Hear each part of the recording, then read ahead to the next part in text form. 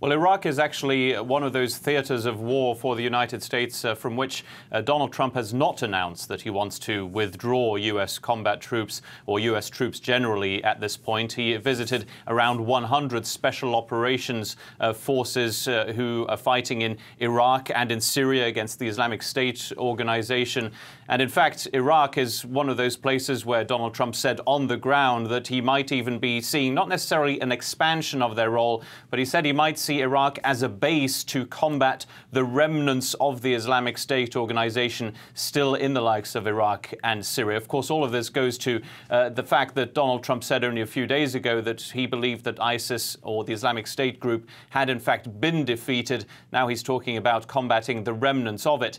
Now, there is another reason, of course, why the U.S. president had to visit U.S. combat troops abroad at some point. It's simply because he hasn't done it so far in almost now 2 years of the Donald Trump presidency. The pressure had been growing on him to do so, and he eventually went to Iraq. He's actually already left and spent only 3 hours on the ground at Al-Assad base. That's to the west of Baghdad. And of course, Donald Trump being Donald Trump, he made quite a few announcements on the ground as well, again defending his decision to withdraw U.S. troops from Syria, and also saying that he no longer wants the United States to be the policeman of the world. Now, this, of course, has to do with Donald Trump's insistence that the United States should not be spending as much money abroad in wars as it has done in the past, and, of course, reminds us of his statements, not just that he wants to withdraw all U.S. troops from Syria, but he also wants to withdraw half of the U.S. troops from Afghanistan. Iraq, though,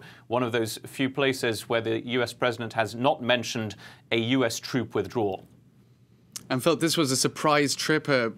Spectators were expecting the US president to be in Washington, which in itself was unusual at Christmas time. He's usually down in Florida. So taking everyone by surprise in the middle of the shutdown, perhaps that element of timing is not an accident. What do you think?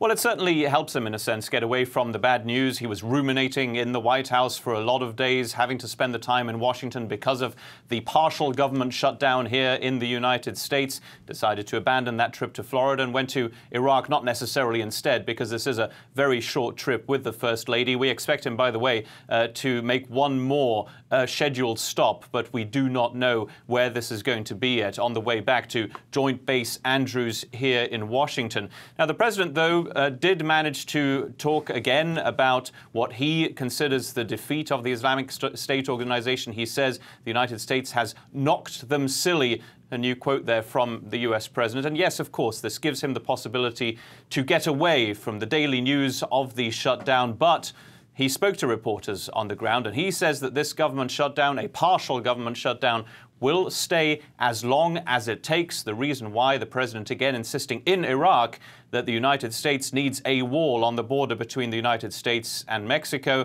And the president again making news in the most surprising of places in Iraq, saying that he will want to visit a part of the border wall between Mexico and the United States before the State of the Union address. All sorts of news being made by the US president in that trip to Iraq that, by the way, has already come to an end. The president now on his way back to the United States.